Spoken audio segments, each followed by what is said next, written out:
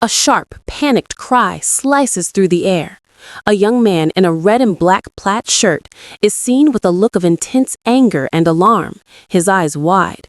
"Brother!" he yells, a feeling of desperation clear in his shout, directed at someone just out of frame. The immediate danger seems to have subsided for a moment.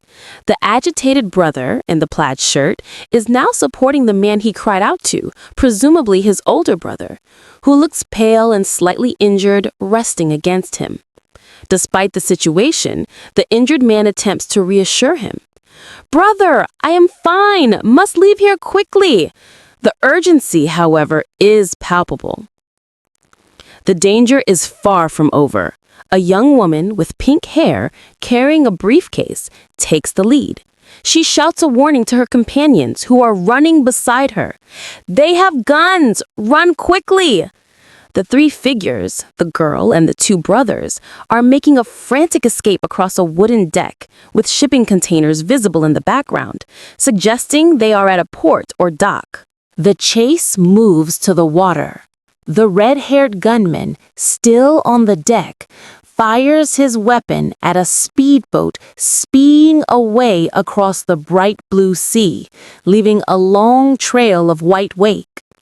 The man in the yellow shirt yells, "Stop, now!" while the gunman grits his teeth. "Damn it, you dare to run!" The escaped group must have just boarded the boat, barely making their getaway from the armed pursuers. The pursuers are closing in. On the deck, one of the antagonists, a man with bright red hair wearing a dark floral patterned shirt, raises a handgun and takes aim at the fleeing group. Another man in a yellow shirt stands ready.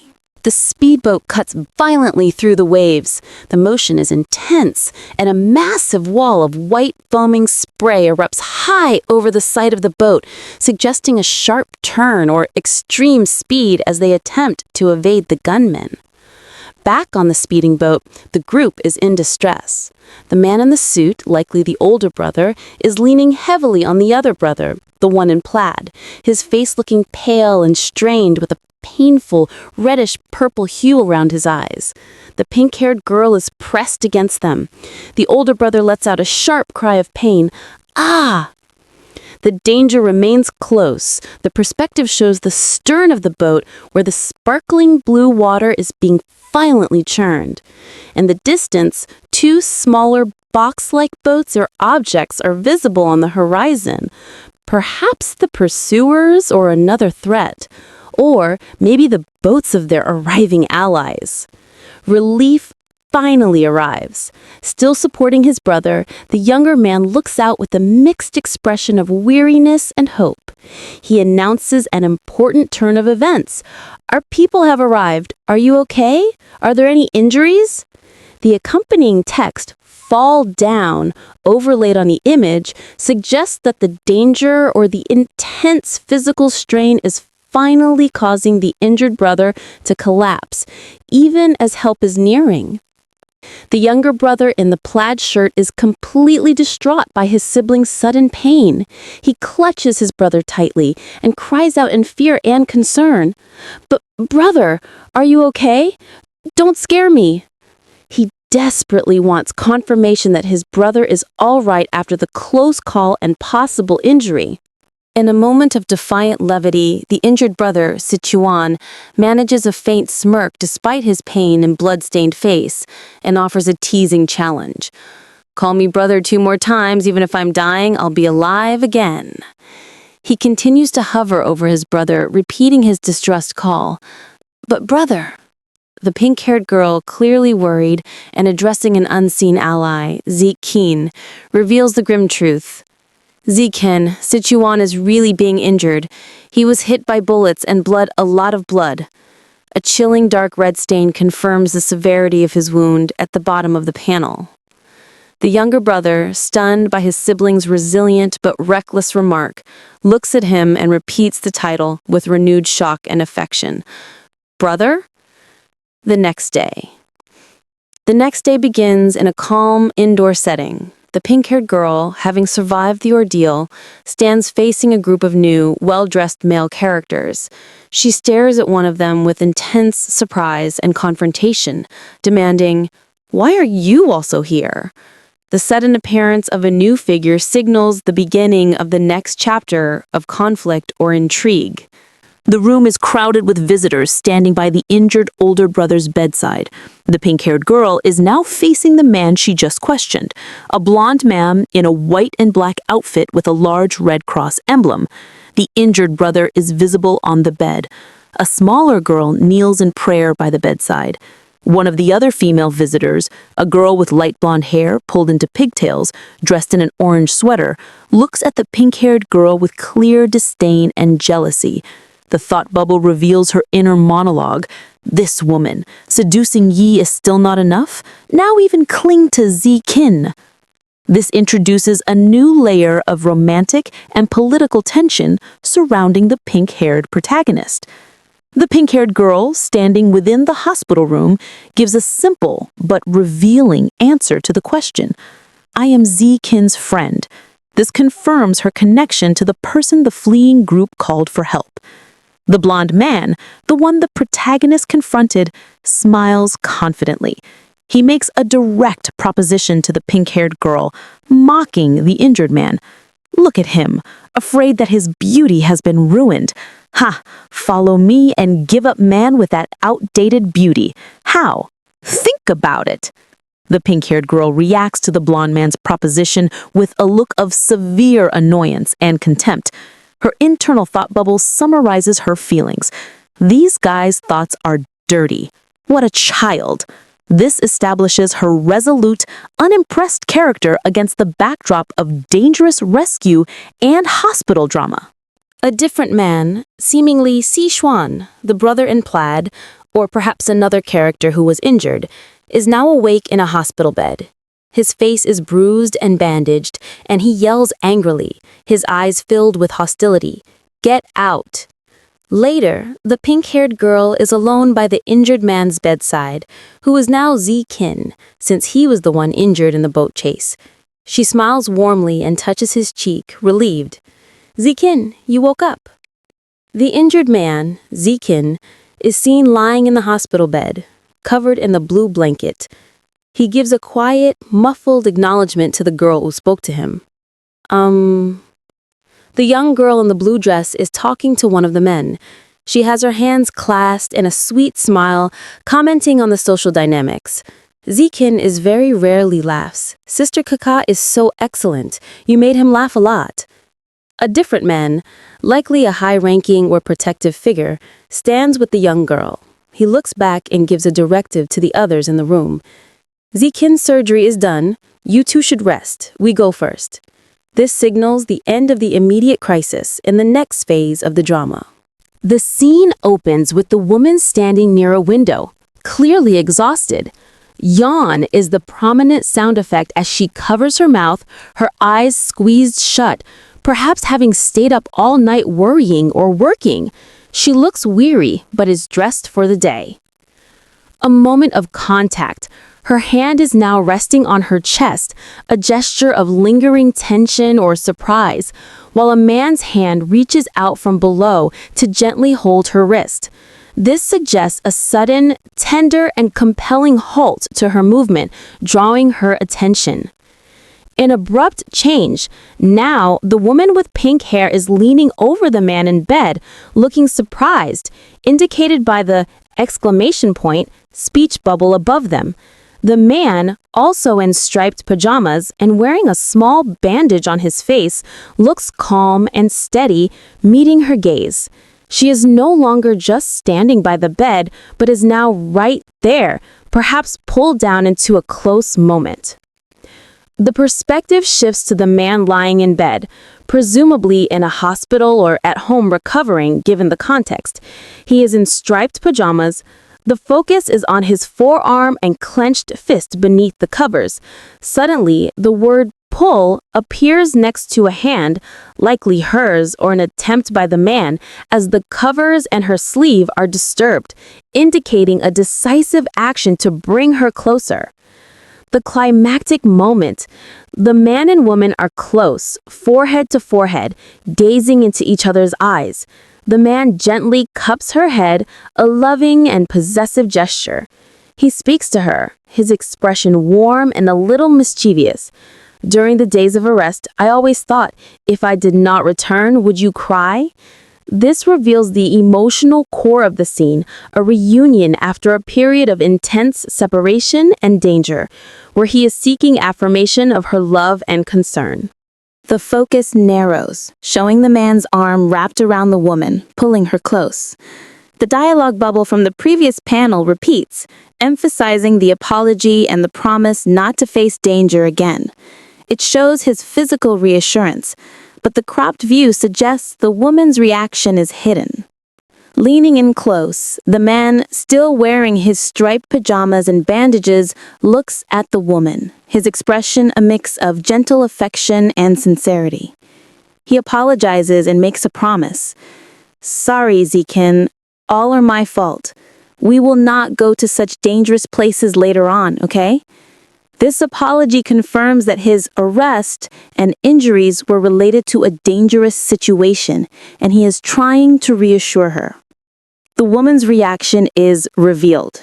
She turns away from him, burying her face into the pillow or his shoulder, seemingly trying to hide her face or avoid the conversation. This gesture suggests emotional distress, stubbornness, or confusion in response to his words.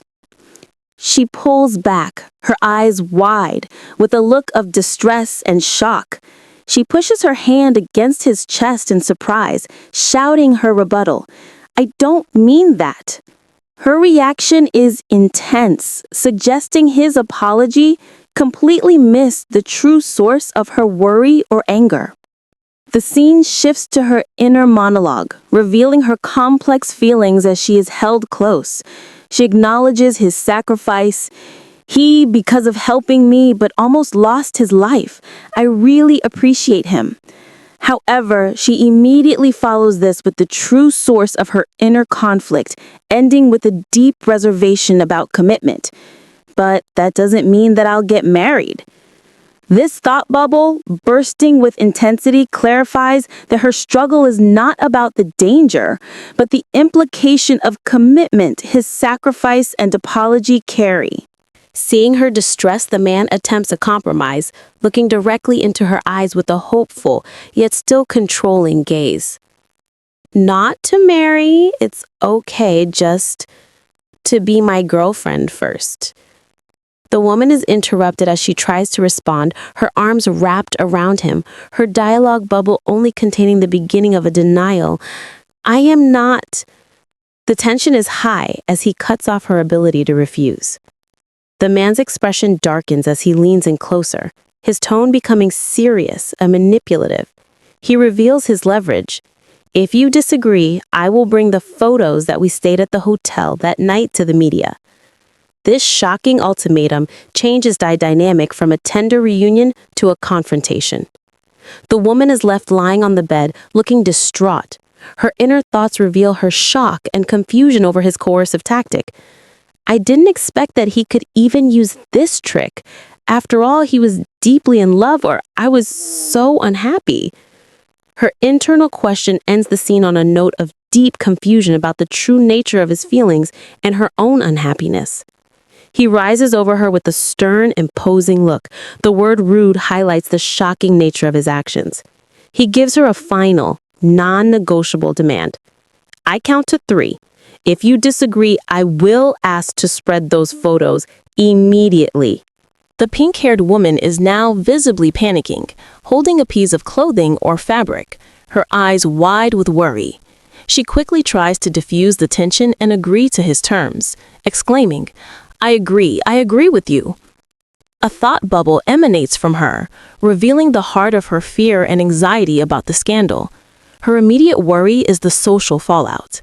If this gets spread out, then how could I go to school later on? A young woman with vibrant pink hair is close to a bandaged man in bed. She looks surprised.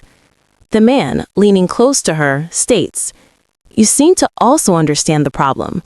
He has a smirk on his face. The woman, clearly distraught about the situation he is referring to, thinks to herself, "This idiot girl. Sichuan destroyed all the original photos. I don't have any pictures." Just as the tense situation is unfolding, a distraction arrives from outside the room. A foot in a flat brown shoe steps over the threshold of a door. An off-panel voice announces, "Zichin, the doctor came to check for you."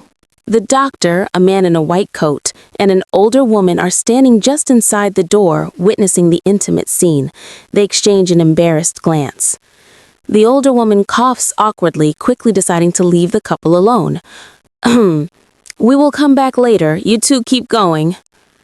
With the intruders gone, the woman pulls back slightly, her face flushed with embarrassment, labeled shy. She makes a desperate request to him while he wears a mocking smile, labeled play bad. The woman pleads, "Please stand up," likely meaning for him to sit up and release her. Responding to the interruption from outside, image 45 in the previous set, the bandaged man firmly holds the pink-haired woman close and dismisses the visitors, leaning into his act. Embracing the woman, he speaks into the room. "Just let them wait. I want to rest with my girlfriend." The man's teasing is met with a sharp physical reaction. The woman, enraged by his shameless behavior, delivers a swift kick. In a burst of righteous indignation, the woman shouts, "Ah, shameless!" as she lands a kick on him. The man is now sitting up in bed, looking slightly disheveled, but thoroughly amused, bandages still on his face. He is clearly not hurt or upset by the kick. He lets out a loud, mocking, and triumphant laugh. Ha ha ha ha! A few days later, a young man named Sichuan arrived outside. A woman with pink hair, seeing him standing there, greeted him warmly. "Sichuan, you come to visit Zichin? Why don't you come in?" Sichuan turned slightly, a faint, knowing smile playing on his lips, and he posed a question in return. "Yingka?" The pink-haired woman, Yingka, stepped closer and leaned in to share a piece of information with a conspiratorial tone. "Actually, Zichin has been stealthily visiting you these past few days. He's very interested in you." Sichuan's response was swift and confident, cutting her off. He seemed to already know. "I know." Hearing his bold declaration, Yinka looked surprised, her eyes wide with shock. "So, you two—" She trailed off, leaving the implication hanging in the air. Sichuan, nodding in satisfaction, offered some final thoughts before preparing to leave. If harmonized, then that relationship will naturally become better. He gave a wave. "So, I go first."